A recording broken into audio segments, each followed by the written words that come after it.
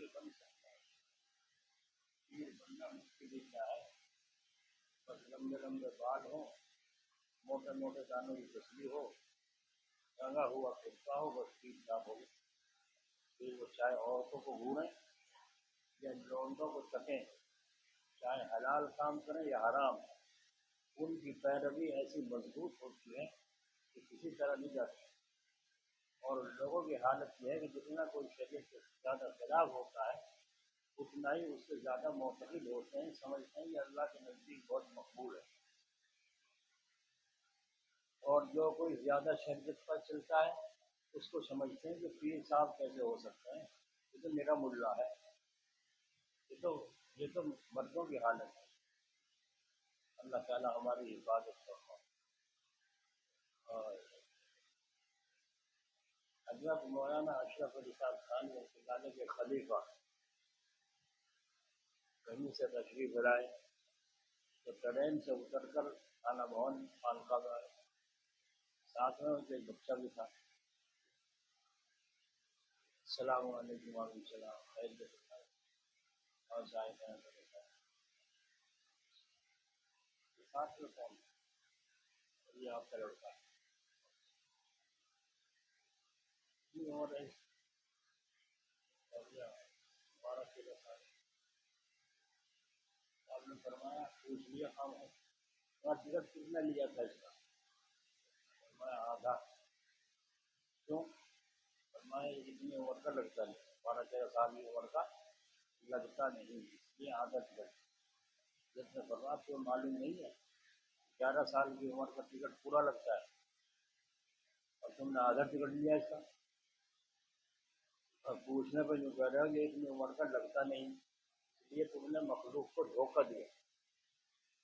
تو جب تم مخلوق کو دھوکہ دے سکتے ہو خالق کو بھی دھوکہ دے سکتے ہو، تو فرمایا جاؤ خلافت ختم، خلافت منسوخ، ختم کرو،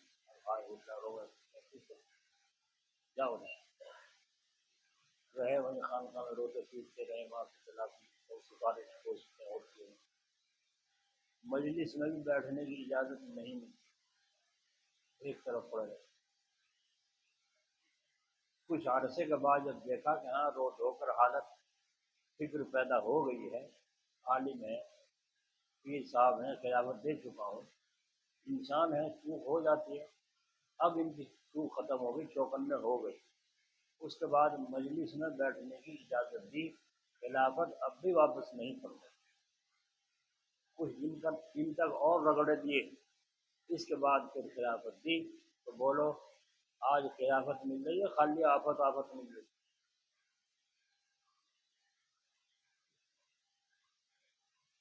ہاں خلافت، خلیفہ تو ہم ہیں ہی سب کے سب۔ آدم علیہ السلام اللہ کے خلیفہ تھے نہیں تھے؟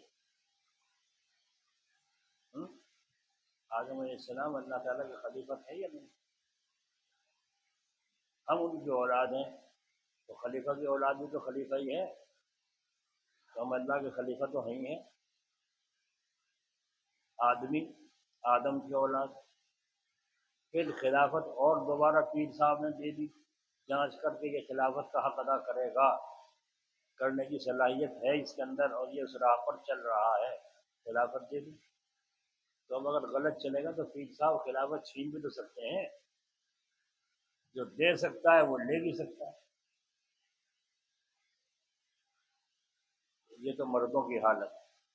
اب عورتوں کی حالت سنیے، بعضی عورتیں تو ایسی بے حیا ہوتی ہیں کہ وہ خود بھی مردوں کو دیکھتی ہیں اور اپنے آپ کو بھی مردوں کو دکھاتی ہیں، پردہ وغیرہ اٹھا دیتی ہیں کہ دوسرا مرد ان کو دیکھ لیتا ہے، اور اس میں بالکل احتیاط نہیں کرتی۔ اور عورتیں ایسا بات سننے کے لیے بھی نہیں آنے کی تو کوشش کرتی ہیں، انہیں تو چٹپٹا بیان چاہیے، جو آ کر کے بڑھیا نامہ سناوے، بدائیگی کی کتاب سناوے، کو ملا نہیں 2 گھوڑے کی بتاوے، 2 گھوڑے کی بتاوے، بہت بڑھیا ملا نہیں آ رہی ہے، آؤ آج ہمارے یہاں ہوگا واز، آج ہمارے یہاں تعلیم ہوگی، آج فلاں دھکے کھاتی تھی۔ ہاں ولی اللہ نہیں بن سکتی، معلومات ہو سکتی ہے، جی تھوڑے سے آنسو بہا سکتی ہیں، لیکن اللہ کے ولی نہیں بن سکتی۔ آنسوؤں سے رونا عورتوں کا بائیں ہاتھ کا کام، جب چاہے رلا لو، اور اگر اس مردے کی یاد نہیں آ رہی تو اپنے مردے کو یاد کر کے رو لیں، ہائے ماں میری، ہائے ماں میری۔ حدیث شریف میں آتا ہے اللہ تعالیٰ دیکھنے والے کو اور جس کو دیکھا جائے دونوں کو اپنی رحمت سے دور کر دیتے ہیں۔ عورتوں کو جو نصیحت کی جاتی ہے کہ دیکھو ذرا پردے کا خیال رکھو، کسی مرد کی نظر تم پر نہ پڑے، تو کہتی ہیں وہ ایک دفعہ دیکھ کر پھر کیا دیکھے گا، ساری عمر ترسے گا، ساری عمر ترسے گا دیکھنے میں۔ اور جو بڑی پردے کی بیٹھنے والی کہلاتی بھی ہے، نمازن ہیں، بڑی بڈھی ہیں، حجن ہیں، کہلاتی بھی ہیں، ان کی یہ حالت ہے کہ خاوند کے سامنے تو بھنگن ہی بنی رہیں گی، اور اگر کہیں جائیں گی تو پھر بہت ہی سج بج کر بیگم بن کر جائیں گی۔ بڑی بے حیائی بے شرمی کی بات ہے کہ خاوند کے سامنے تو اپنے کو نہ سجاوے، جس کے سامنے سج بن کر رہنا ضروری ہے، اور دوسروں کے دیکھنے کے لیے اپنے کو سجاوے۔ مرد جب اپنے گھر میں اپنی بیوی کو دیکھتا ہے تو چڑیل جیسی شکل پنگڑ بنی ہوئی ہے، بال کہیں کو، کپڑے کہیں کو، نہ زیور ہے، نہ ہاتھوں میں چوڑیاں ہیں، کچھ بھی نہیں۔ اور جب وہ باہر جاتا ہے تو بڑی بڑی بناؤ سنگار والی دکھتی ہیں، اور آنکھیں مٹکاتی ہے، مسکراہٹ چہرے پہ ہوتی ہے، بس یہ وہاں سڑکوں پہ بیٹھ کر اپنی آنکھیں سینکتا ہے۔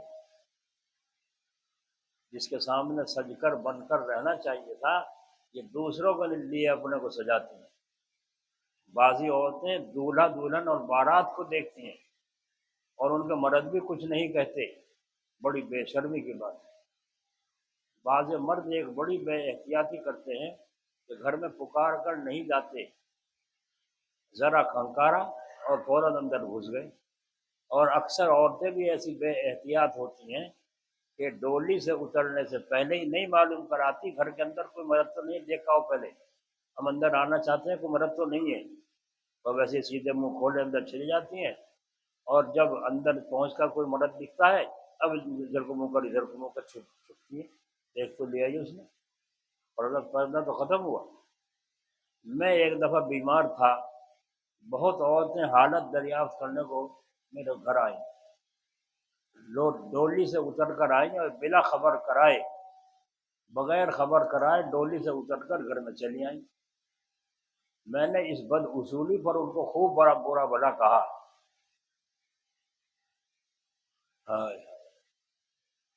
تو کیا کہتی ہیں، دیکھا یہ تو مولوی ویسا ہی ہے، وہ گنگو والا مولوی بڑھیا، تو کچھ بھی نہیں کہتا۔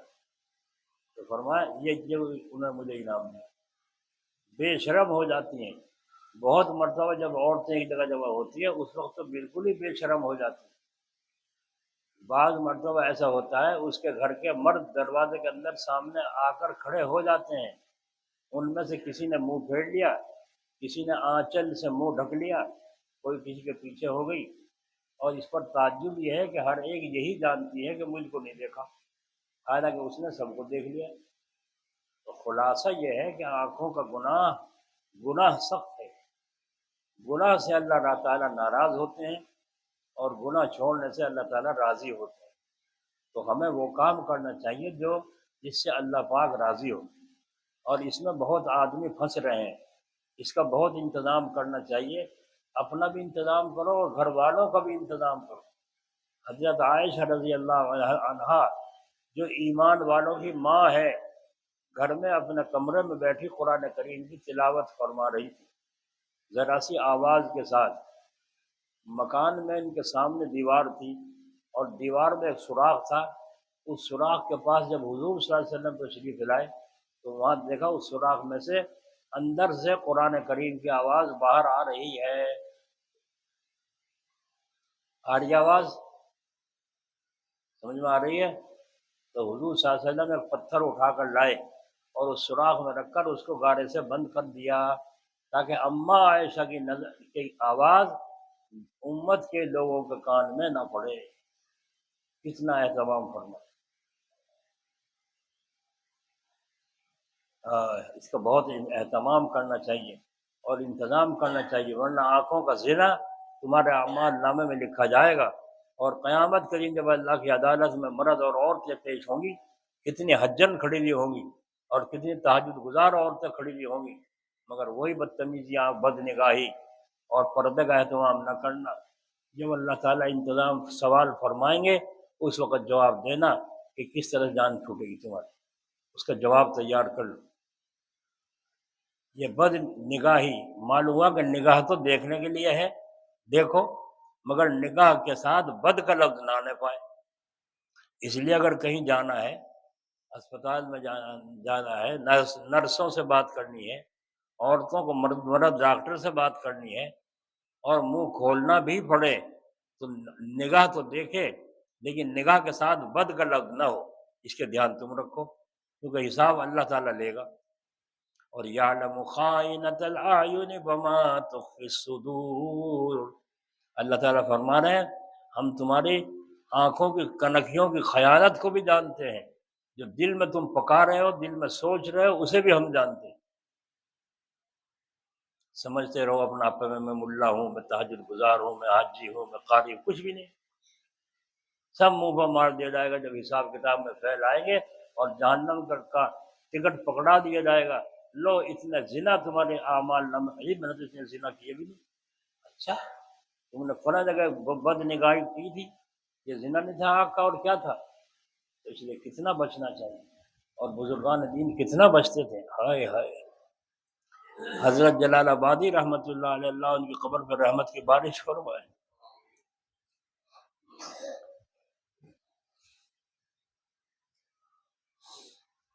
جب مایاوتی وہاں گئی جلال آباد تو اس کے ساتھ جتنے چمچے پھیرے تھے مسلمان، نعرہ تکبیر، اللہ اکبر، مایاوتی زندہ باد ہے، نعرے لگاتے پھرے۔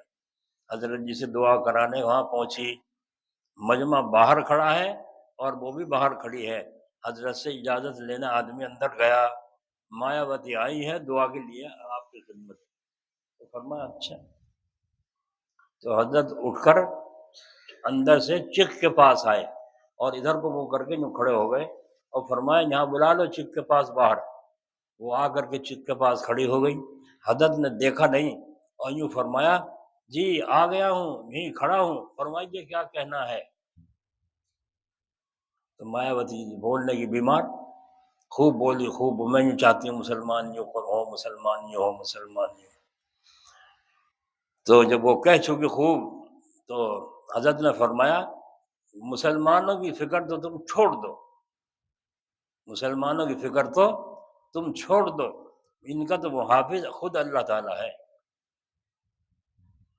دیکھو کیسے بے نیازی کا جواب دیا ہے، کیسا استغنا کا جواب دیا ہے۔ فرمایا ان کا تو فکر تم چھوڑ دو، ان کا تو محافظ خود اللہ تعالیٰ ہے۔ رہا تمہارے الیکشن کا معاملہ، میں دعا کرتا ہوں اللہ تعالیٰ تمہاری حفاظت فرمائے، یوں نہیں کہا کامیاب فرمائے، کیونکہ عورت کو کامیابی کے لیے شریعت کی اجازت نہیں، عورتوں کو الیکشن میں کھڑا ہونا ہی شریعت سے جائز نہیں، اگرچہ وہ اب تعویل کرتے ہیں پارٹی سے کھڑی ہے، خود نہیں کھڑی، پارٹی نے اسے چنا ہے عورت کو، اصل تو ہم ووٹ پارٹی کو دیتے ہیں، اسے نہیں دیتے، یہ تعویل کر رکھی ہے۔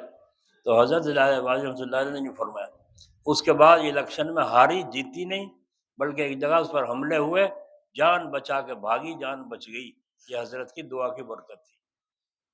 میں دعا کرتا ہوں اللہ تعالیٰ تمہاری حفاظت کرے، یہ دعا دی تھی۔ تو آپ نے دیکھا،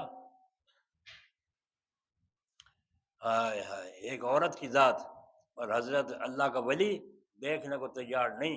اگر میں ادھر کو چشمے کو دیکھ لوں اس کی طرف کو تو وہ مجھے دیکھ رہا ہے۔ کون؟ جس کی نماز پڑھتے ہو، جس کی تلاوت کرتے ہو قرآن کریم، جس کے سامنے بیٹھ کر اللہ اللہ کی ضربیں لگاتے ہو، ڈھونگ بناتے ہو، ڈھونگ بناتے ہو۔ اللہ ڈھونگ سے مانے گا یا ڈھنگ سے مانے گا؟ کیوں تمہارے اندر اللہ کا خوف پیدا نہیں ہوا آج تک؟ اتنے بڑے ہو گئے، سفید بال بھی آ گئے، اللہ کا خوف اب تک پیدا نہیں ہوا، افسوس کی بات۔ ایک دن ایک حاجی، ایک حجت قریشی میں سے یہاں مہمان آئے ہوئے تھے، تو یہاں بھی لے آئے اسے میرے پاس دکھانے کو، کہنا جو الٹے سیدھے خواب دیکھے ہیں اور میں نے جو نیچے کو دیکھ کے جو دیکھا اس کے پیروں کی طرف، پیر بھی ہاتھ بھی زیور سے لدے ہوئے ہیں. تقریباً 50-55 سال کی عمر ہوگی اس عورت کی. چوڑیاں پہن رکھی ہیں، زیور پہن رکھا ہے، مہندی رچا رکھی ہے، اور اناپ شناپ ہو رہی، پیٹ بھی بڑا، ہاتھ پیر بھی موٹے موٹے، برا حال. اچھا جی. پھر میں نے اوپر کو نگاہ ڈالی تو وہی بے پردہ. بس آگ لگ گئی بدن میں دیکھ کر کے، آگ لگ گئی بدن میں. میں نے کہا وہ خواب کیوں نہ دکھیں گے جب تو دکھانا چاہتی ہے، کہ آؤ خوابوں میری طرف آ جاؤ، مجھے دکھاؤ اپنا جلوہ.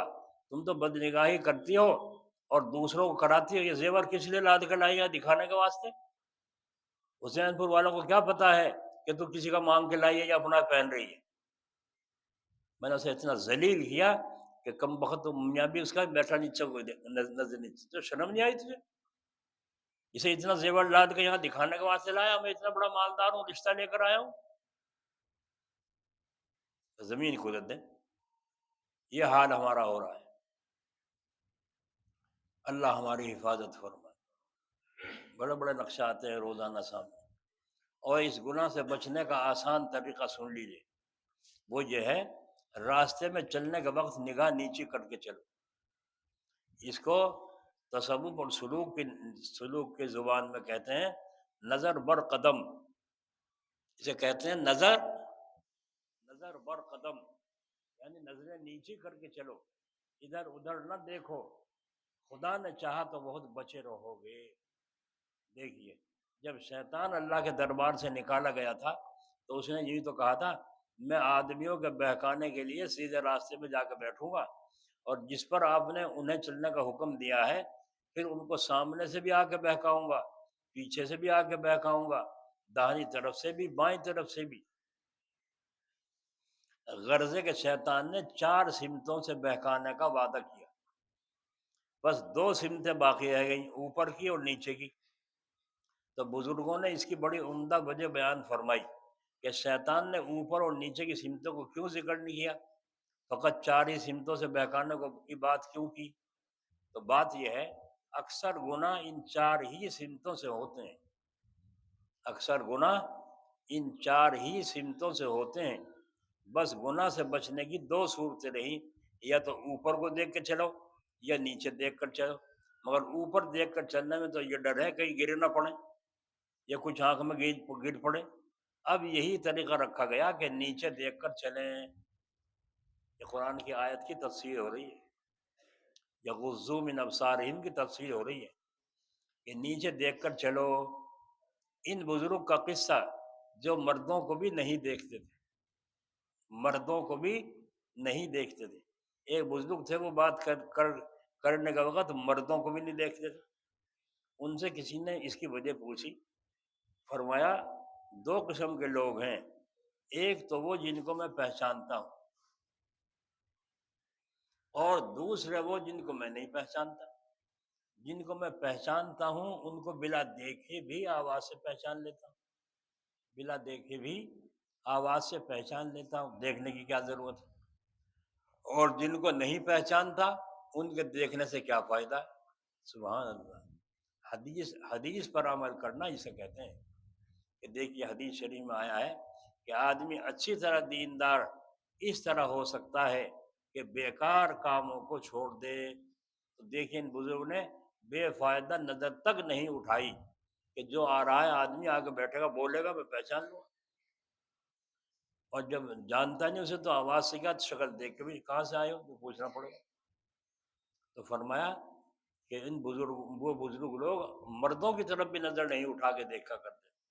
کس طریقے سے احتیاط برتی ہے ان لوگوں نے جن کو اللہ کے سامنے پیش ہو کر جواب دینے کا فکر ہے. ہمیں فکر نہیں، ہم تو پکے جدی مسلمان ہیں، ہمارا کیا بال بیکا کرے گا اللہ میں.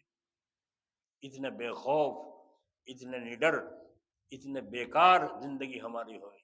اللہ ہماری حفاظت ہو. بعض بزرگوں نے اس نگاہ کے گناہ سے بچنے کے واسطے جنگل میں رہنا اختیار کر لیا تھا. جنگل میں رہنا اختیار کر لیا تھا کہ نہ کوئی آوے گا نہ کسی کی شکل دیکھیں.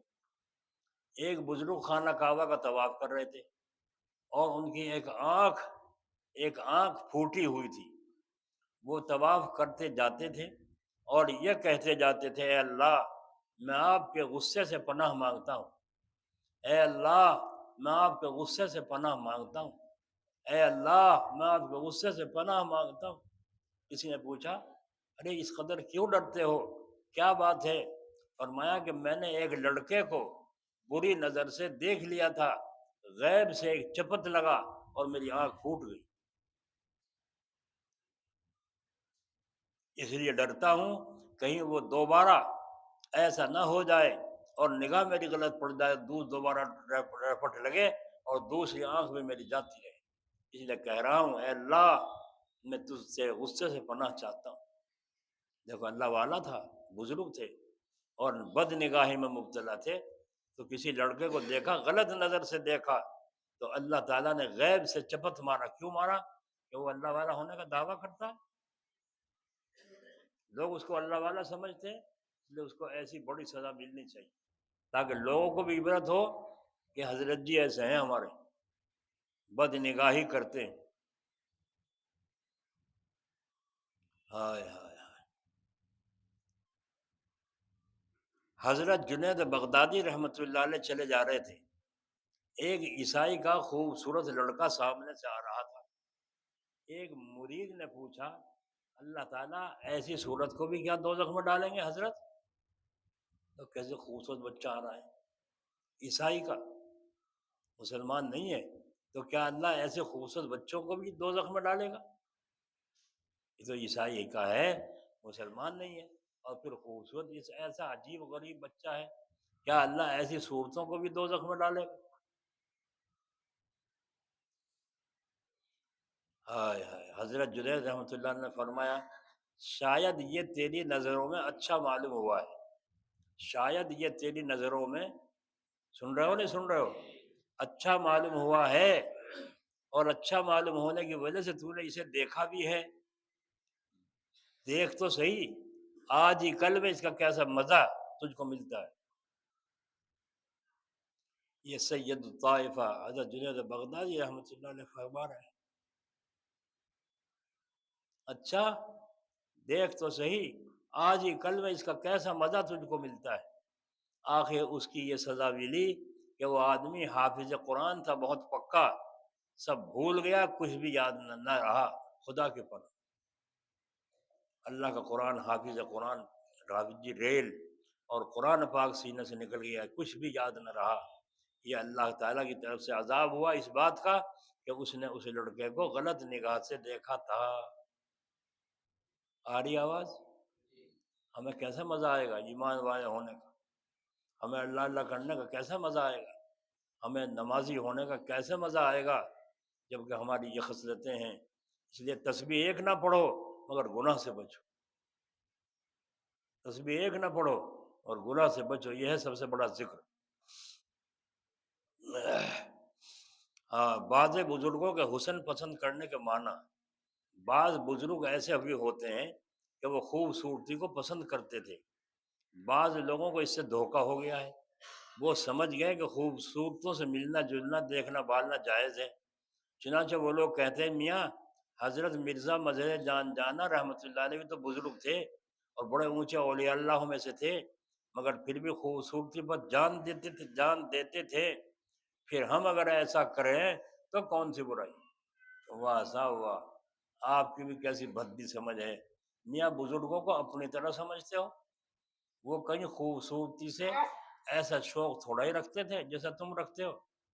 انہیں تو ہر خوبصورت چیز اچھی لگتی تھی، انہیں تو ہر خوبصورت چیز،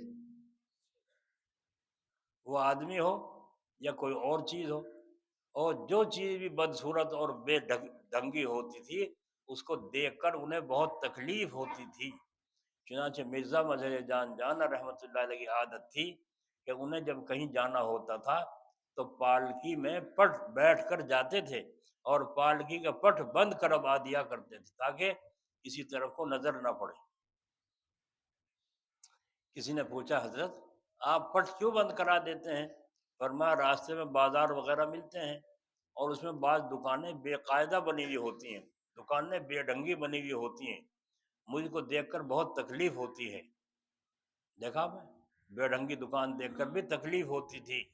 تھانہ بھون میں قاضی صاحب تھے، وہ اپنے ساتھ ایک آدمی کو لے کر حضرت مرزا جان جانا رحمۃ اللہ علیہ سے ملنے گئے۔ قاضی صاحب کے ساتھی کو ناک صاف کرنے کی ضرورت ہوئی تو وہ ناک صاف کرنے کے لیے اٹھا۔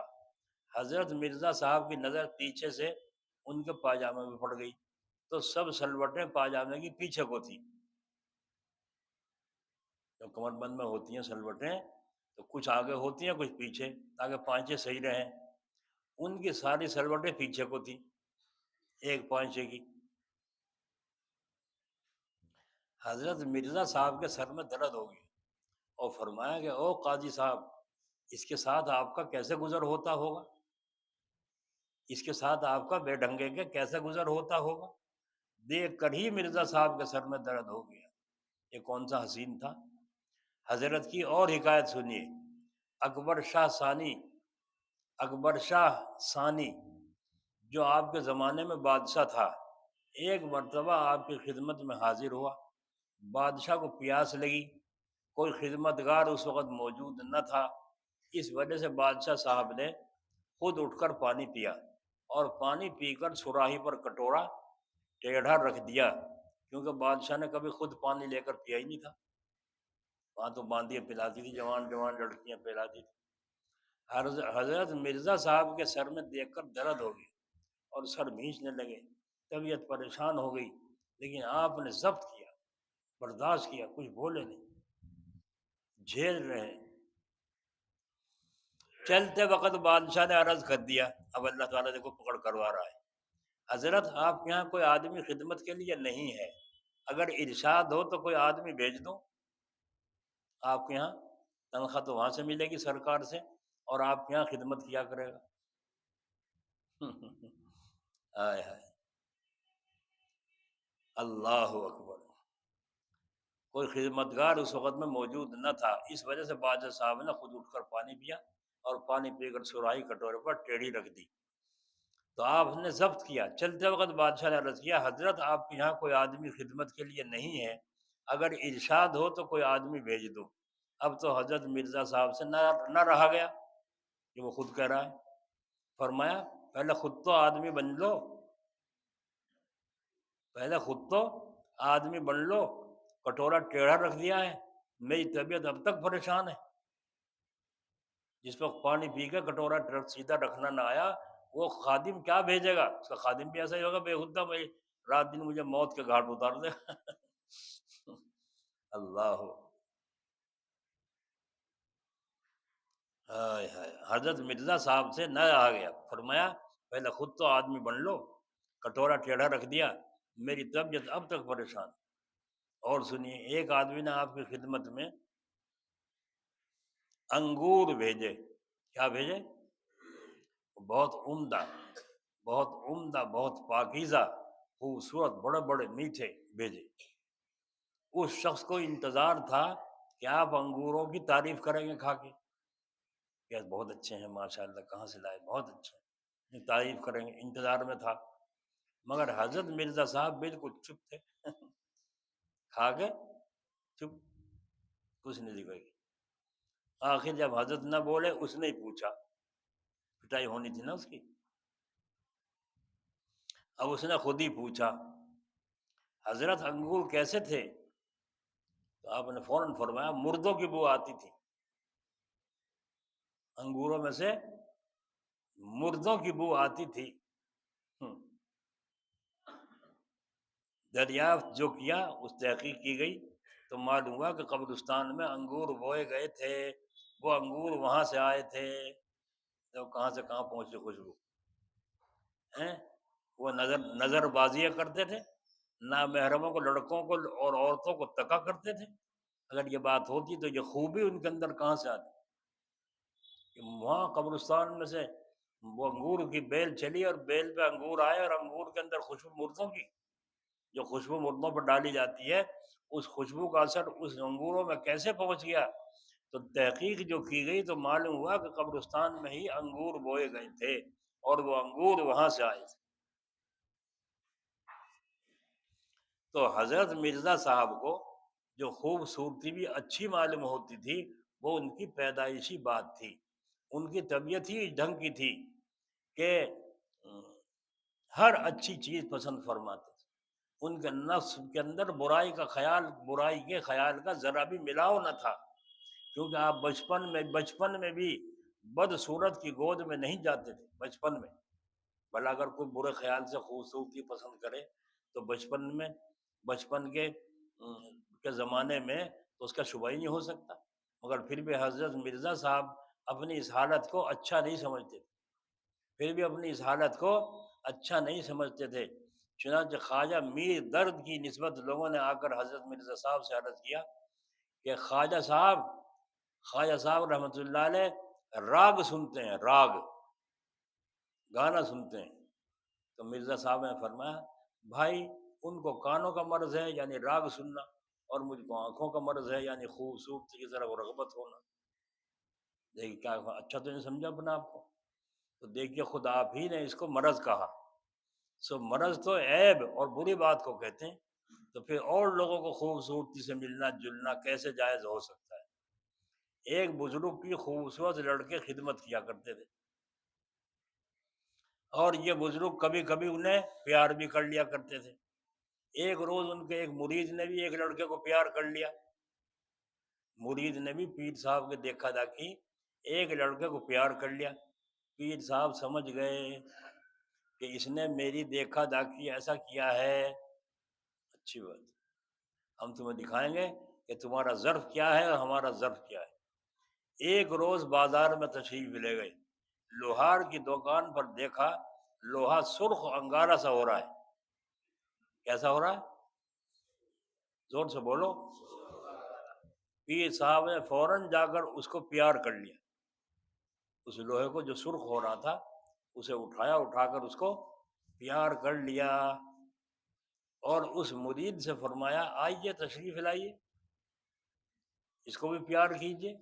پھر تو بہت گھبرائے، وہ تو مرید بہت گھبرائے۔ اس وقت انہوں نے اس کو ڈانٹا، خبردار کبھی ہمارے دیکھا داکھی کوئی کام مت کرنا، کبھی ہم سے برابری کا خیال نہ لانا۔ کیا اپنے کو ہمارے برابر سمجھتا ہے؟ کیا اپنے کو ہمارے برابر؟ ان بزرگ نے اس لوہے کو اٹھا کے پیار کیا تو نہ ہاتھ جلے نہ ہونٹ جلے۔ اس مرید کی ہمت نہ ہوئی، کیوں؟ اندر اصلیت تو نہیں تھی، اندر اصلیت تو ان بزرگ کی تھی۔ تو کسی کی نقل کرنا، کسی کی حیرت کرنا کب جائز ہے؟ کسی کی ذاتی زندگی کی حیرت نہیں کرنی چاہیے۔ ایک اور بزرگ تھے، ان کو کسی نے دیکھا کہ ایک خوبصورت لڑکے سے پاؤں دبوا رہے ہیں، اور اس کو وسوسہ ہوا، اس دیکھنے والے کو وسوسہ ہوا یہ کیسے بزرگ ہیں، لڑکے سے پاؤں دبواتے ہیں؟ تو فرمایا کہ بھائی آگ کی انگیٹھی لاؤ، آگ کی انگیٹھی لاؤ۔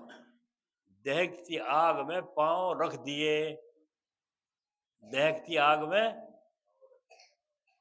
آؤ حافظ جی، آؤ قاری صاحب، آؤ حاجی جی تحجد گزار، رکھو پیر، ذرا انگارہ ہی ہاتھ میں لے کے دکھا دو۔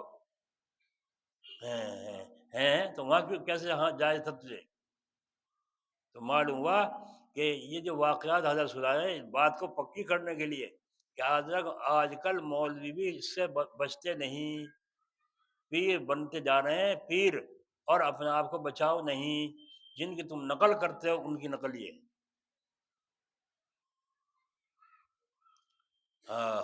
دونوں پاؤں اس انگیٹھی میں آگ میں رکھ دیے، اور فرمایا کہ ہم کو کچھ حس نہیں ہے، ہمارے نزدیک یہ آگ اور یہ لڑکا برابر ہے۔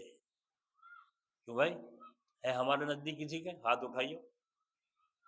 اگر کسی کے نزدیک آگ اور خوبصورت لڑکا برابر ہے تو ہاتھ اٹھاؤ، دکھاؤ جوہر، اور آزما کے دکھاؤ۔ فرمایا ہم کو کچھ حس نہیں ہے، ہمارے نزدیک یہ آگ اور یہ لڑکا برابر ہے۔ ہائے ہائے، اللہ ہمیں بھی ایسا تقوی نصیب فرمائے کہ اللہ کی مدد ان کے ساتھ تھی، وہ اللہ کے تھے، اللہ ان کا تھا۔ پیر بنانے کے لائق وہ بزرگ ہیں جن کا ظاہر اور باطن دونوں شریعت کے موافق ہوں۔ سمجھ میں آئی؟ پیر کسے بنانا چاہیے؟ جس کا ظاہر بھی اور باطن بھی شریعت کے مطابق.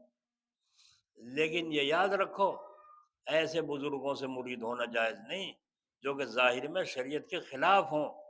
پیر بنانے کے لائق وہی بزرگ ہوتے ہیں جو ہر طرح شریعت کے موافق ہوں، اور جو بزرگ ظاہر میں شریعت کے خلاف ہیں وہ پوری طرح شریعت کے پابند نہیں، کیونکہ یہ بھی تو حکم شریعت ہی کا ہے کہ تہمت اور بدگمانی کی جگہ سے بچو. یہ بھی تو حکم شریعت ہی کا ہے کہ تہمت اور بدگمانی کی جگہ سے بچو. چنانچہ حضور پاک صلی اللہ تعالی علیہ وسلم کی یہی عادت شریفہ تھی. ایک مرتبہ حضور نے مسجد میں اعتکاف کیا. حضور کی بیوی حضرت صفیہ رضی اللہ عنہا حضور کے پاس مسجد میں تشریف لائیں.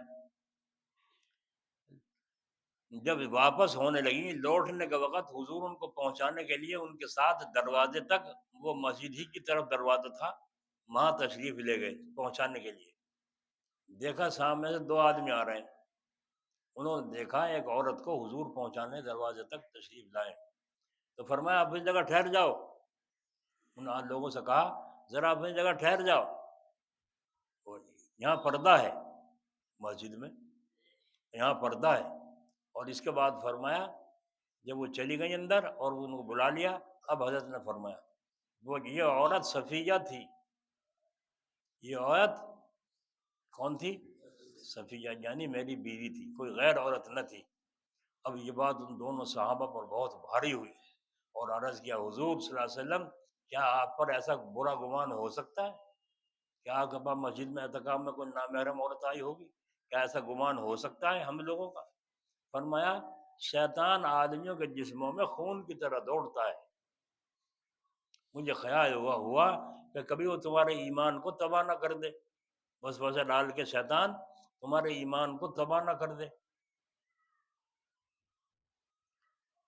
حضرت زکریا تھے یا یحییٰ علیہ السلام تھے غالباً، ان کی شیطان سے ملاقات ہوئی تو فرمایا تو بہت جال پھینکتا ہے. ہاں پھینکتا ہوں، سب کے لیے پھینکتا ہوں، ہمارے لیے بھی بنایا کوئی جال پھینک کے ہمارے، ہاں تمہارے پھینکتا تمہارے اوپر بھی ہوں، مگر اثر تو ہوتا نہیں. ایک اثر ہو گیا تھا، ایک جال کا اثر تم پہ بھی ہو گیا تھا. فرمایا وہ کیسے؟ کہ تمہیں ایک دن کھانا اچھا لگا، زیادہ کھا لیا تھا، تو تہجد تو تم نے پڑھی، تہجد تو تم نے پڑھی، مگر دل تمہارا پوری طرح حاضر نہ تھا.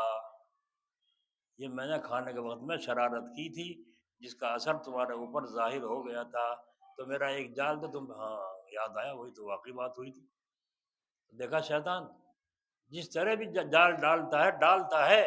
ہم تم کیسے بچ سکتے ہیں؟ ہم تو جبھی بچ سکتے ہیں جب اللہ اس کے رسول کے حکم پر پورے طریقے سے مضبوط ہو کے جم جائے. اپنی جگہ ٹھہر جاؤ. اور یہ عورت صفیہ تھی، کوئی غیر عورت نہیں تھی. ہاں مجھے خیال ہوا کہ کبھی وہ تمہارے ایمان کو تباہ نہ کر دے. بس جو لوگ دوسروں کو دین کا راستہ بتاتے ہیں، تبلیغ کا کام کرتے ہیں، وہ تو ایسی جگہوں سے بھی بچتے ہیں جس سے دوسروں کو بدگمانی ہو. دیکھا آپ نے، جو دین کا کام کرتے ہیں ان لوگوں کو ایسی جگہ سے بھی بچنا چاہیے جس سے دوسروں کو بدگمانی ہو. یہ لوگ ہوتے ہیں پیر بنانے کے لائق. اور جو لوگ ایسے ہیں کہ ان کا ظاہر شریعت کے موافق نہیں، تو ان میں سے بعض تو مکار ہیں، ان کی چھپی ہوئی حالت بھی شریعت کے موافق نہیں. یہ لوگ تو مردود ہیں. اور بعض ایسے ہیں پیر کہ ان کی چھپی ہوئی حالت تو بالکل شریعت کے موافق ہوتی ہے. ان کی چھپی ہوئی حالت تو بالکل شریعت کے موافق ہوتی ہے، لیکن ظاہر ان کا ہماری سمجھ میں نہیں آتا. ظاہر تو ان کا ہماری سمجھ میں نہیں آتا. ان کا کیا مسئلہ ہے؟ ان کا مسئلہ یہ ہے کہ ان پر اعتراض نہ کریں. ان پر اعتراض، جن کے اندر کی حالت تو صحیح ہے لیکن باہر سے حالت سمجھ میں نہیں آتی، تو ان پر اعتراض نہ کریں، نہ ان کی پیروی کریں، نہ ان کے کہنے پر چلے. یہ ہے اس کا ادب. غرضے کے پیر ایسے کو بنائے جس کی ظاہری حالت بھی شریعت کے موافق ہو اور چھپی ہوئی حالت بھی شریعت کے موافق ہو. خلاصہ یہ ہے کہ کسی کے پاس بھی بد نگاہی کے جائز ہونے کا کچھ بھی سہارا نہیں ہے۔ تو کیا کہہ رہے ہیں؟ کسی کے پاس بھی کوئی عذر بد نگاہی سے بچنے کا نہیں ہے۔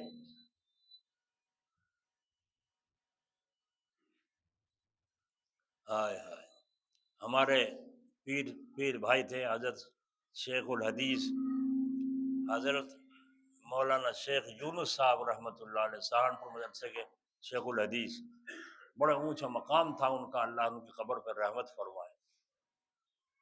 جب عورتیں آتی تھی ملنے کے لیے دروازے کے باہر بٹھاتے تھے، اندر نہیں، اور اگر کسی کو بیعت بھی کرنا ہوتا تھا تو اندر سے ہی چادر وغیرہ کو رسی پکڑا دیتے تھے، باہر بیٹھے دیوار کے پیچھے، اندر سے بیعت فرماتے تھے۔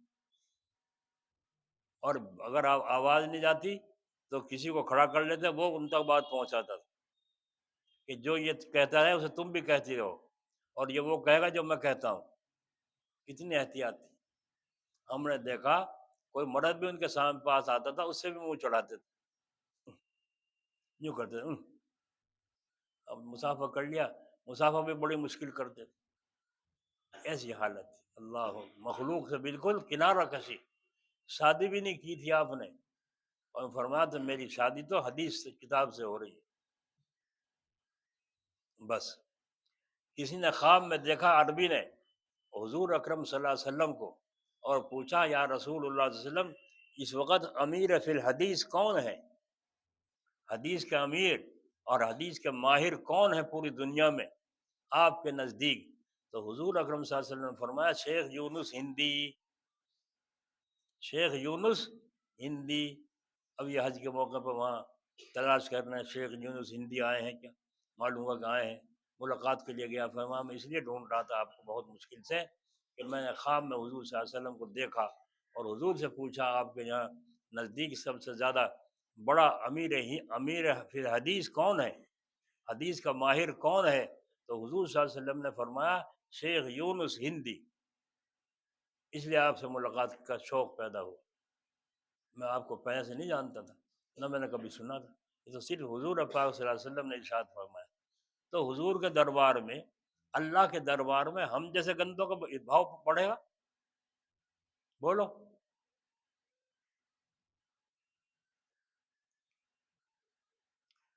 تو خلاصہ یہ ہوا کسی کے پاس بھی بد نگاہی کے جائز ہونے کا کوئی سہارا نہیں، بلکہ بد نگاہی ہر طرح سے حرام ہے۔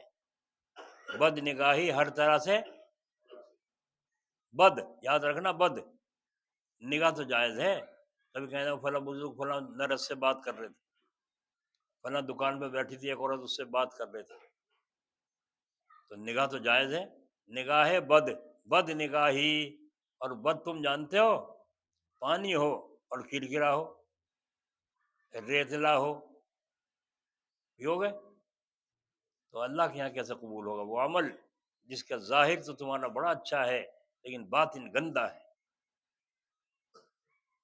اور بڑا بھاری گناہ ہے۔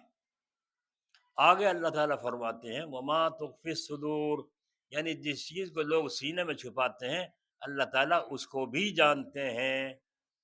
یہ پہلے سے بھی زیادہ سخت ہے بھائی، یہ پہلے سے بھی زیادہ سخت ہے بھائی۔ یعنی گناہ فقط نگاہی سے نہیں بلکہ دل سے بھی ہوتا ہے۔ بعض لوگ دل سے سوچا کرتے ہیں، اور عورتوں کا اور لڑکوں کا جن کا داڑھی نہیں نکلی ہوتی دل میں خیال جماتے ہیں، اور خیال سے مزے لیتے ہیں دل میں، اور یوں سمجھتے ہیں کہ ہم پرہیزگار ہیں۔ خوب سمجھ لو یہ سب کچھ شیطان کے دھوکے ہیں۔ کیا ہے؟ بہت بڑا بھاری مضمون ہو رہا تو بھائی، بڑا خطرناک مضمون ہو رہا، مزہ نہیں آیا۔ مزہ تو جب آئے گا جب پھر سے ڈنڈے بجائیں گے وہاں، کیا یہاں، اور آنکھوں میں پگھلا کے دوزخ میں شیشہ اور آنکھوں میں ڈالا جائے گا، جب مزہ آئے گا۔ آج اس واز کی قدر نہیں ہے۔ دل کے اندر سوچنے سے، دل کے اندر باتیں کرنے سے اور زیادہ خرابی ہوتی ہے، کیونکہ نگاہ کرنے سے تو بعض مرتبہ بدصورت نکلتا ہے، اور دل کے اندر باتیں کرنے میں تو طبیعت کو زیادہ لگاؤ ہو جاتا ہے، اور دل سے کسی طرح وہ بات نہیں نکلتی، بلکہ یہ بھی دھوکہ ہوتا ہے کہ دل میں خیال کرنے اور نگاہ نہ کرنے سے اپنے کو سمجھتا ہے میں نے بہت بڑا کام کیا، کہ دیکھنے کو دل چاہتا تھا، پھر میں نے نہیں دیکھا، اور اس کا کچھ خیال نہیں کرتا کہ میں دل میں مزے لے رہا ہوں۔ جب دل میں مزے لیے تو بھلا پھر کون سا بڑا کام کیا؟ غرض ہے کہ اس کی بہت کوشش کرنی چاہیے۔ تو بولو ایسا بات سننے کی ضرورت ہے، ایسا بات پڑھنے کی ضرورت ہے، مردوں کو اور عورتوں کو سمجھنے کی ضرورت ہے، تاکہ دنیا میں مرتے ہی جنت نصیب ہو۔ اور اللہ تعالیٰ نے کہتے ہیں فَادْخُلِي فِي عِبَادِي وَادْخُلِي جنتی، جب میرے بندوں میں داخل ہو جاؤ، میری جنت میں داخل ہو۔ اللہ ہمیں ایسا سفر نصیب فرمائے۔ تو آمین تو کہہ دیا تم نے، اور دعا بھی ہو گئی، لیکن کرے گا کون؟ لگام کون کھینچے گا اپنے نفس کی؟ دل میں مزے لے رہا ہوں، جب دل میں مزے لیے تو بھلا کون سا بڑا کام کیا؟ غرض اس کی بہت کوشش کرنی چاہیے کہ دل میں کسی کا خیال نہ جمائے، کیونکہ دل کے اندر کانوں کے واسطے سے بھی باتیں اس قسم کی پہنچتی ہیں، دل کے اندر کانوں کے واسطے سے بھی اس قسم کی باتیں پہنچتی ہیں۔ اس لیے جیسے آنکھوں کو دیکھنے سے بچانا چاہیے، ایسے کانوں کو بھی سننے سے بچانا چاہیے، کانوں کو بھی سننے سے بچانا چاہیے۔ یہ سارا بات جب کام کرے گا جب آپ موبائل پہ کنٹرول کریں، ایسے قصے نہ سنیں، اور نہ ایسی جگہ جاویں جہاں گانا بجانا ہو رہا ہو یا اس میں ایسی آفت آ رہی ہو۔ بعض دفعہ تو خود دل ہی سے گناہ ہوتا ہے، دل ہی سے گناہ ہوتا ہے، واسطہ نہیں ہوتا، جیسے کہ پہلے دیکھی ہوئی صورتیں یاد آتی ہیں، پہلی کبھی کی دیکھی ہوئی صورتیں یاد آ جاتی ہیں اور ان سے مزہ ملتا ہے۔ غرض سب سے بچو۔ اور ایک وجہ اور بھی ہے جس سے معلوم ہوتا ہے کہ دل کا گناہ، یعنی اس قسم کے خیال دل میں رکھنا، بد نگاہی سے زیادہ سخت ہے، اور وہ یہ ہے کہ دل سے سوچنے اور آنکھوں سے دیکھنے میں ایک فرق بھی ہے۔ اتنی گہری نظر تھی حکیم الامت کی، کھول کھول کے وضاحت فرما دی۔ یعنی آنکھوں کے گناہ میں تو دوسروں کو اس کا دیکھنا معلوم ہو جاتا ہے، وہ نیت کی دوسروں کو خبر نہ ہو، اور دل کے اندر سوچنے کو کوئی بھی نہیں دیکھ سکتا، اس کی خبر سوائے اللہ تعالیٰ کی کسی کو نہیں ہوتی، یا ہوتی ہے؟ ہاں، اس کی خبر سوائے اللہ تعالیٰ کی اور کسی کو نہیں ہوتی۔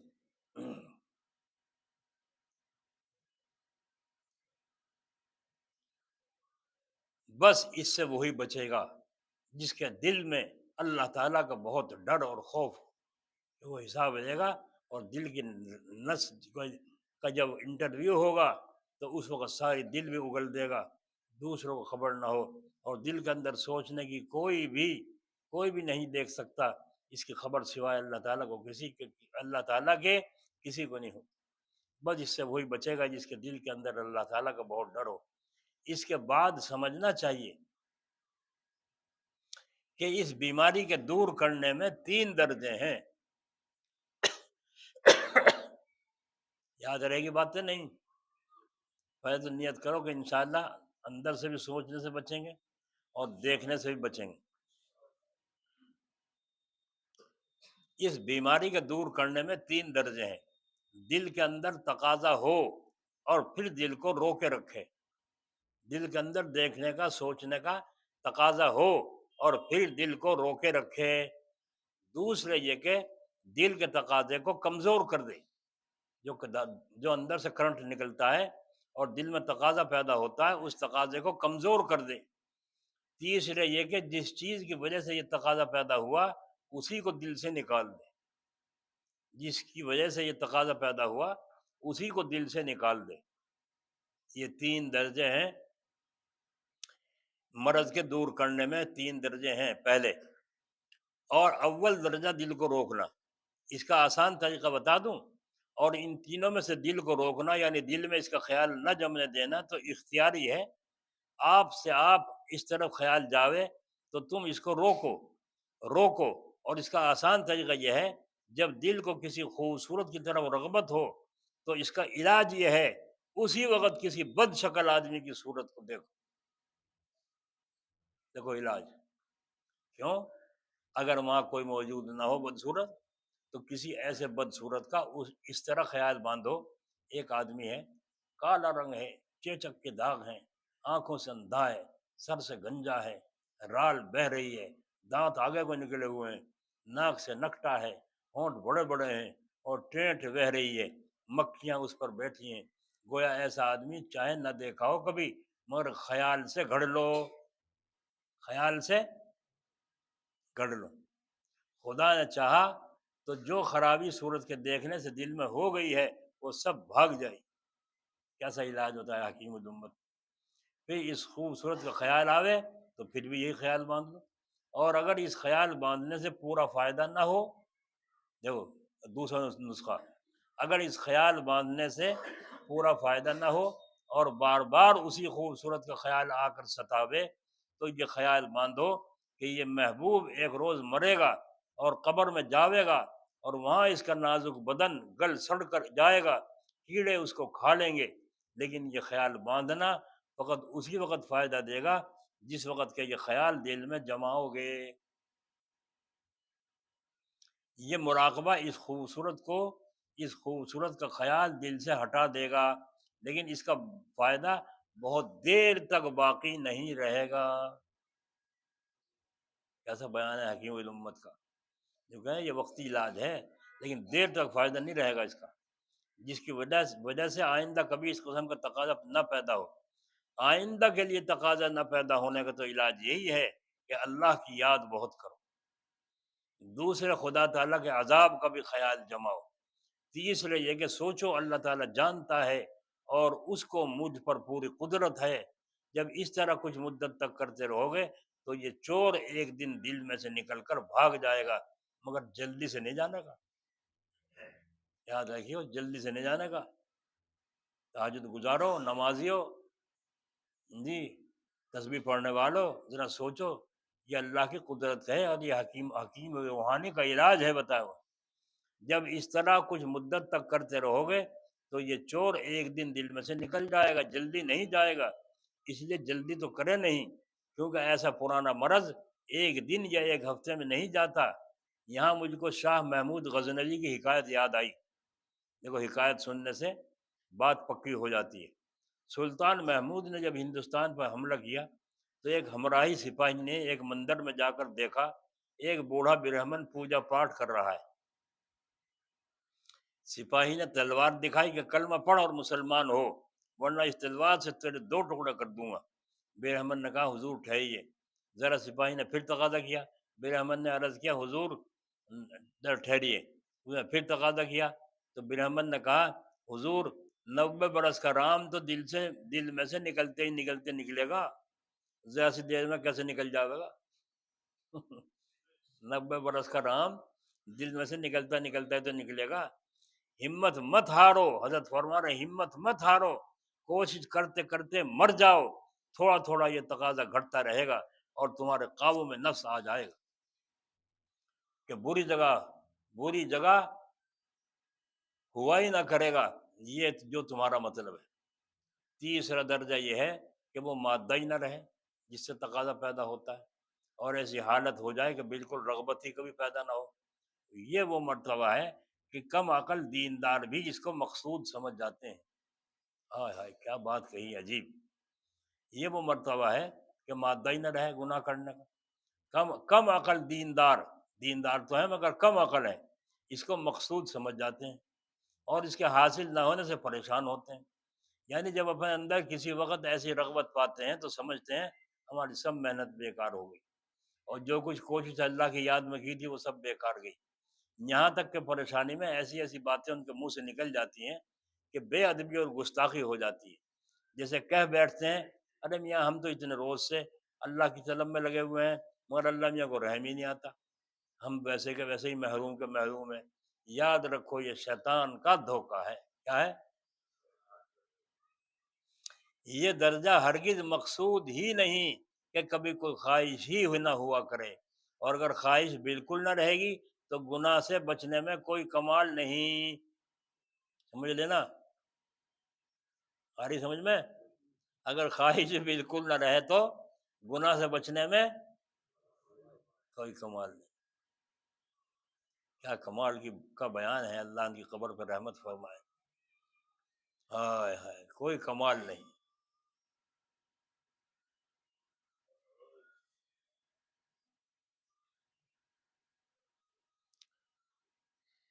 اندھا اگر اپنی تعریف کرے کہ میں دیکھتا نہیں، تو یہ کون سی تعریف کی بات ہے جی؟ دیکھا گا کیا؟ دیکھنے کی چیز ہی اس کے پاس نہیں ہے۔ نامرد اگر دعویٰ کرے میں عورت کے پاس نہیں جاتا، زنا نہیں کرتا کبھی بھی، تو یہ کیا کمال ہے؟ جب مرد ہی نہیں ہے، طاقت ہی نہیں ہے، بڑا کمال تو یہ ہے گناہ کر سکو اور پھر اپنے دل کو روکو، جس کا میں نے دونوں طرح کا علاج بتلا دیا۔ ایک تو وہ کہ جو صرف وقت ہی پر کام دے گا اور ایک کا اثر باقی نہ رہے گا، اور دوسرا جس سے ہمیشہ کے لیے تقاضا قابو میں ہو جائے، ختم نہیں کرنا ہے۔ خلاصہ یہ ہے کہ مجھے اس گناہ پر خبردار کرنا منظور ہے کہ کیونکہ یہ گناہ آدمیوں میں بہت پھیل رہا ہے، جو نیک کہلاتے ہیں وہ بھی اس میں پھنسے ہوئے ہیں، خدا کے واسطے اس کا انتظام کرنا چاہیے۔ بڑے افسوس کی بات ہے کہ منہ سے تو اللہ تعالیٰ کی محبت کا دعویٰ اور اس کے غیر پر نظر کرتے ہو۔ ایک عورت جا رہی تھی، کوئی خواہش کا بندہ بھی اس کے ساتھ ساتھ ہو لیا۔ اس عورت نے پوچھا تم کون ہو، میرے پیچھے کیوں آتے ہو؟ کہا میں تجھ پر عاشق ہو گیا ہوں، اسی لیے آتا ہوں۔ عورت نے جواب دیا پیچھے میری بہن آ رہی ہے، وہ مجھ سے بہت زیادہ خوبصورت ہے، چاند اور سورج بھی اس پر قربان ہیں، اس کے دیکھنے کو یہ چلا پڑے گا۔ اس عورت نے اس کے پیچھے سے آ کر ایک دھول لگائی منہ پہ کھینچ کے، اور کہا اس بھائی عشق کا دعویٰ کرتا تھا، تو تجھے کہتا تھا میں تجھ پر عاشق ہوں، وہاں دیکھنے کیا چلا؟ صحیح کہا غلط کہا؟ صحیح مارا تماچا غلط مارا؟ آج یہی حال ہے صاحبوں۔ اگر اللہ تعالیٰ سامنے کھڑا کر کے اتنا پوچھ لے کہ تم نے ہمیں چھوڑ کر غیر پر نظر کیوں کی، جیسے اس عورت کہہ رہی ہے وہ، تو کیا جواب دیجیے گا؟ یہ حل کی بات نہیں ہے، اس کا بڑا انتظام کرنا چاہیے۔ ایک اور تدبیر ہے جس سے پہلی تدبیروں کو طاقت پہنچتی ہے، اور وہ یہ ہے جب دل میں ایسا خیال پیدا ہو تو ایسا کرو، وضو کر کے 2 رکعت پڑھو اور توبہ کرو اور اللہ تعالیٰ سے دعا کرو، اور جب گناہ ہو پڑے یا دل میں تقاضا پیدا ہو تو فوراً ایسا ہی کرو۔ ایک دن تو بہت سی رکعتیں پڑھیں گی، دوسرے دن بہت کم، ایسا خیال آئے گا، اسی طرح آہستہ آہستہ نکل جاوے گا۔ اس لیے کہ نفس پر نماز بڑی بھاری چیز ہے، کر دیا علاج نہیں کر دیا نماز سے؟ نفس پر نماز کون کرے گا یہ علاج؟ جسے اللہ والا بننا ہے، جسے اللہ والا بننا ہے وہ کرے گا۔ ہاں بھاری ہے، جب دیکھا گا کہ ذرا مزہ لینے پر یہ مصیبت ہوتی ہے، یہ ہر وقت نمازی میں رہتا ہے، پھر ایسے بس بسے نہیں آئیں گے۔ ایک بزرگ کو خیال پیدا ہوا، دل میں نفس نے کہا حلوہ کھلاؤ، کہا پیسے نہیں ہیں، پھر خیال آیا حلوہ کھلاؤ، مجھے نہیں پتا پیسے ہوں یا نہ، کہا پیسے نہیں ہیں کہاں سے لاؤں حلوہ؟ اس نے کہا حلوہ کھلاؤ، کہنے ہے ہی نہیں پیسے۔ اتنی زور سے خیال آیا جنہیں بے قرار ہو گئی، جا کے دکاندار سے ادھار لے لوں، پھر دے دوں گا۔ بس آپ بھی مضبوط رہے، اللہ ہمیں بھی مضبوطی عطا فرمائے۔ مضبوط بنو گے نہیں بنو گے؟ مضبوط رہے۔ میں نے کہا اس کم بخت کا علاج کرنا ہے، ختم تو کرنا نہیں، کیونکہ ختم کرنے سے وہ ہوئے گا معاملہ اندھا کیا کہے، اندھے کا کمال کیا ہے جب آنکھ ہی نہیں ہے دیکھنے کو۔ تو مادے کو ختم نہیں کرنا، مادے کو روکنا ہے، یہ ہے کمال انسان کا۔ اس نے کہا بھائی اگر تجھے حلوے کا زیادہ شوق ہے تو مزدوری کر، پیسے کما، پیسے آ جائیں گے حلوہ کھلا دوں۔ بس جا کے جنگل میں اس سے ہرٹ والے سے بات چیت کر لی، میں تیرا کھیت بھر دوں گا اور بھائی یہ ہرٹ کھینچ دوں گا، مزدوری کیا دے گا؟ انہوں نے کہا کہ یہ بھر دو، اتنی مزدوری دوں گا۔ بس ہرٹ میں جڑ کے ہرٹ کھینچنا شروع کر دیا۔ اتنے پیسے جب تیار ہو گئے، پیسے لے کر آیا، سوجی وغیرہ سامان لایا اور لا کے حلوہ بنانا شروع کر دیا۔ ہر جیب الٹ پلٹ ہو رہی ہے۔ جب تیار ہو گیا تو کہہ رہی جیب اندر سے کیا کہہ رہے ہیں نفس، کھا نا چک کے تو دیکھ لے کیسا ہوا۔ ابھی نہیں، ابھی نہیں دیا، صبر کر، تیرے واسطے تو بنا رہا ہوں، مصیبت تیرے واسطے تو بھر رہا ہوں۔ پھر تقاضا ہوا، پھر تقاضا نہیں چکھایا، جب بن کے تیار بالکل ہو گیا تو انہوں نے کہا یاری ایک بات ہے. کہنے نے کیا؟ اب پہلے 100 رکعت نفل پڑھ لے پھر حلوہ کھلاؤں گا. انہوں نے کہا بعد میں پڑھ لوں گا، پہلے حلوہ کھلا دے. انہوں نے کہا نہیں، پہلے نماز. اللہ اکبر، کری ہمت. اللہ اکبر، 2 رکعت پڑھی، سلام پھر اللہ اکبر، پھر 2 رکعت پڑھی، پھر اللہ. جو نفلیں پڑھتا جاتا تھا وہ اندر کا زور ٹھنڈا ہوتا چلا گیا. بس کہے بس کہے بس کہے، مجھے نہیں حلوہ چاہیے. کہ نا 100 رکعت پڑھنی. جب 100 رکعت پوری پڑھ لی، اب کہا لے بھائی حلوہ تیرے واسطے ہے، کھا. کہنا میں ہاتھ جوڑوں، کبھی بھی نہیں کہنا کہ حلوہ نہ یوں کھاؤں. نہ اس نے کہا نہ میں آئندہ کہوں نہ اسے کھاؤں. تو میرے جان توائے میں پہلے وہاں جوڑا ہرٹ میں، پھر حلوہ کر کے 100 رکعت نفل پڑھوائی. میری تو ایسی تیسی، ایسے حلوے سے میں ویسے ہی اچھا ہو گیا. علاج نہیں ہو گیا. تو جب علاج کرنا چاہے اسے کس نے بتایا تھا؟ اس نے خود اپنی سمجھ سے نفس کو کنٹرول کرنے کی کوشش کی. جب اللہ کے ولی یوں بنتے تھے پہلے زمانے میں، اور آج ہم آزاد پھر رہے ہیں گھوڑے سے، جہاں چاہو دیکھو بیٹھو بات کرو خوب.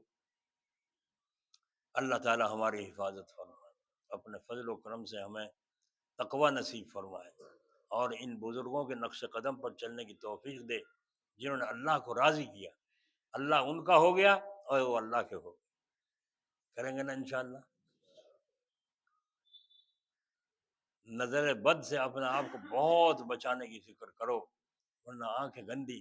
حضرت عثمان غنی رضی اللہ عنہ کے پاس ایک آدمی اور آدمی آگے بیٹھے، ایک آدمی کو دیکھا آنکھوں میں زنا ٹپک رہا ہے، آنکھوں سے زنا ٹپک رہا ہے، وہ روحانیت سے دیکھ لیا. تو فرمایا کیا ہو گیا لوگوں کو، آنکھوں سے زنا کر کر کے آتے ہیں اور یہاں آ کے بیٹھ جاتے ہیں.